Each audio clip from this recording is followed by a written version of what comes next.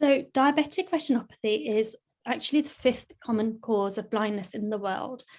And it's a major cause of blindness among working age population in developed countries. So in countries like Europe and UK, it's actually a treatable treatable cause of vision loss, and it can be prevented. And it can also be delayed if it's found and treated early. So diabetic, you might say, what is a diabetic complications? What am I getting in the eye? So, and why does it happen? It happens because of the effects of your blood sugar control. When your blood sugar is going up and down, together with other risk factors such as having high blood pressure, high cholesterol, smoking, and age, these change the way your blood vessels are and may increase leakage out of blood vessels. This can lead to either just a few hemorrhages at the back of the eye, which just require some regular monitoring, or it can cause more severe disease.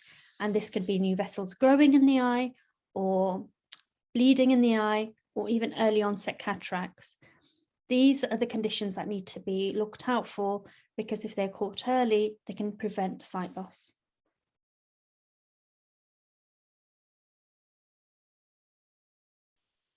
So this main symptoms can range from having no symptoms to central visual blurring and difficulty reading to complete loss of vision. Occasionally, patients can get a very painful eye from high pressure. So the more severe the condition can take longer to treat and has more higher risks of permanent loss of vision. So it's important for patients with diabetes to see an ophthalmologist or someone who's looking after their eyes on a regular basis. If you've got difficulty with reading and central vision, that means you might have some fluid buildup in the area called the macula, which helps you to read and focus. If you've got a painful red eye, that's an indication of a more severe condition where you might have blood vessels growing in the angles and causing the pressure to rise, which need urgent treatment.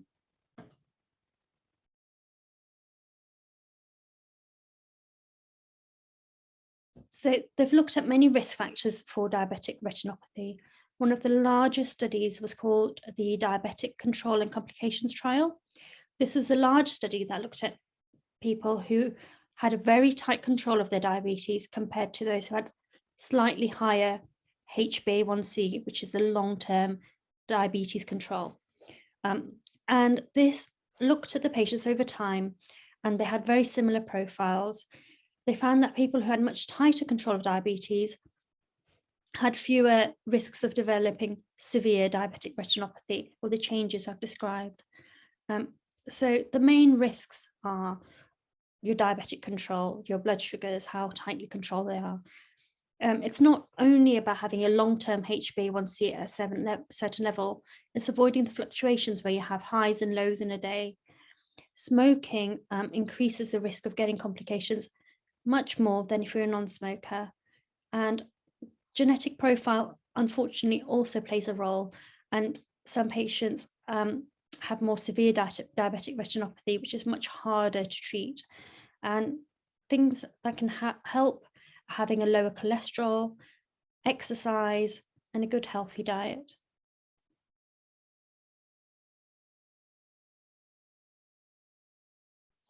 So you don't have to treat all your patients with diabetic retinopathy. The first option is always watching and waiting. Sometimes if I know my patient is doing really well, losing their weight and their blood sugars are controlled, then we may just watch and wait to see if things get better naturally. If this doesn't help and things are getting worse, the other options are laser treatment and injections. Laser treatment, there's two types. One is called pan-retinal photocoagulation, and one is macular laser. So the pan-retinal photocoagulation, called PRP laser, lasers the edge of the retina. These are the areas that you don't use as much. They're used for very far out vision that you don't use day to day to try and save the central area of your eye. Sometimes patients keep having bleeding, they keep having leakage in the middle area of where they're used for reading. And a little bit of gentle laser may help just to reduce the occurrences of this swelling building up. Injections are quite novel. They've come in the last 10 years, and they weren't available before, which is why laser was used a lot. Injections have the benefits that they don't scar the retina, and they are first given maybe every month. On average, patients who have these injections into the eye may need 6 or 7 in the first year, 5 or 6 in the second year, and 2 to 3 in the third year. There are many novel injections that are coming out. Currently, the most popular or the most evidence-based one's called Lucentis or Eylea, and Avastin has also been used. The other type of injection that can be used are steroid-based injections. These are injections called something like Ozurdex or Iluvien. These last longer in the eye. However, they have some disadvantages because they have risks of getting earlier cataracts or raised pressures. However, using the combination of treatment tailored to the patient can be very beneficial, and you can monitor for any risks and try and avoid them by taking extra caution.